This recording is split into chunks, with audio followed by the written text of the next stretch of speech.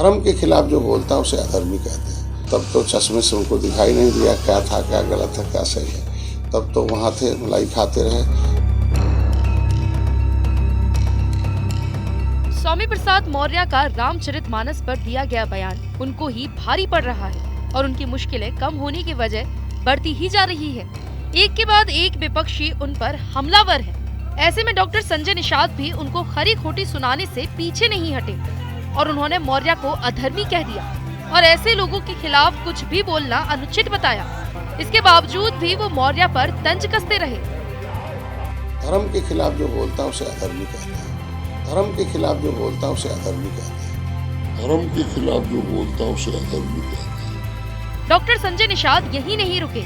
उन्होंने उन पर सवाल उठाते हुए कहा कि जब वो सत्ता में थे और मंत्री पद पर थे तब उन्हें कुछ भी सही गलत क्यों नहीं दिखा? तब तो वो मलाई खा रहे थे।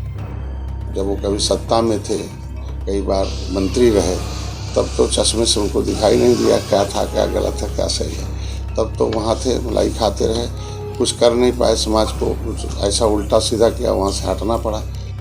आपको बता दें कि निषाद पार्टी के राष्ट्रीय अध्यक्ष डॉक्टर संजय निषाद इस वक्त जौनपुर दौरे पर है। वहीं पर जब पत्रकारों ने उनसे श्री रामचरितमानस पर स्वामी प्रसाद द्वारा दिए गए विवादित बयान के बारे में सवाल पूछा, तब उन्होंने समाजवादी पार्टी के राष्ट्रीय महासचिव स्वामी प्रसाद मौर्य पर तंज कसते हुए ये बातें कह डाली। स्वामी प्रसाद मौर्य ने श्री रामचरितमानस को लेकर जो विवादित बयान दिया था, इसको लेकर डॉक्टर संजय निषाद ने कहा कि जिसे जनता ने अस्वीकार करके जुबान बंद कर दी हो, वो क्या और क्या कहेगा।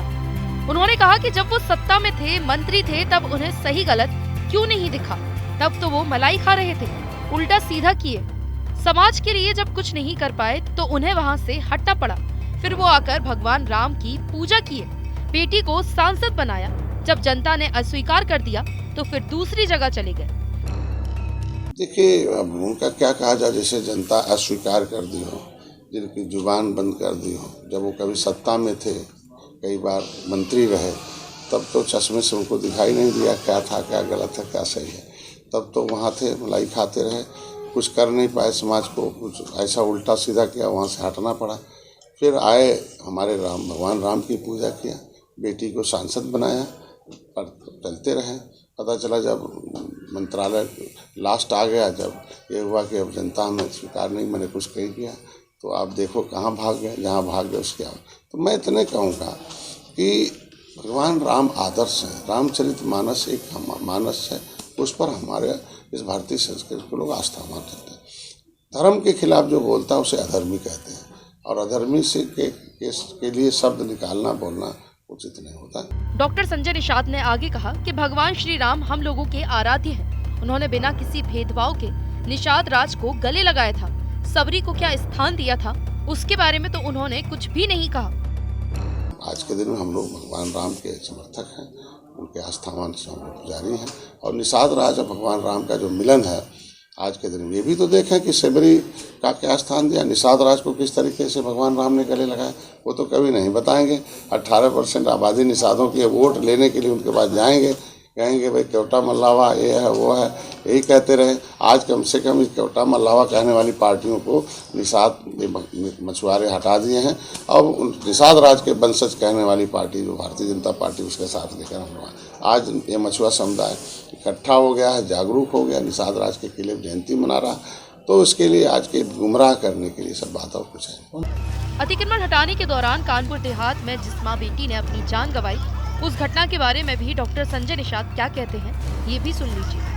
दुखद घटना है, उसकी मैं निंदा करता हूँ और हम लोग कोशिश करेंगे कि ऐसी घटनाएं न घटें। मैं सरकार को धन्यवाद दूंगा उस पर तत्काल कार्रवाई हुई और ऐसे लोग जो हैं, और निश्चित रूप से जांच का विषय है, हमारी सरकार जांच करती है। कोई भी जांच में पता चलता है कितना रसूखदार हो उसके खिलाफ कार्रवाई करते हैं हमारे योगी आदित्यनाथ। इसलिए उस घटना में ऐसा नहीं होना चाहिए। बुलडोजर चलता रहेगा या कुछ स्पीड थमेगी? देखिए, बुलडोजर तो अलग विषय है। हम ये कहेंगे कि इस पर किसी की मृत्यु पर राजनीति नहीं होनी चाहिए। जो किसी की कोई घटना घट गई तो उसे राजनीति नहीं होनी चाहिए, बल्कि उसमें संवेदना लोगों को व्यक्त करना चाहिए और ये होना चाहिए कि आगे ऐसा न घटना घटाए। उसके लिए हम लोगों को कानून बनाने के लिए प्रेरित हमें विपक्ष को हक है, विपक्ष को हम हक है बोलने का, लेकिन कब कहाँ कैसा बोलना चाहिए वो जगह निर्धारित है और कभी भी इस तरह के संवेदनशील जगहों पर राजनीति। खैर अब मौत हुई है तो ये निश्चित है कि राजनीति भी होगी और जमकर होगी। मगर अब देखना ये होगा कि डॉक्टर संजय निषाद ने स्वामी प्रसाद मौर्य को जो अधर्मी का टैग दिया है उस पर स्वामी प्रसाद मौर्य क्या रिएक्ट करते हैं।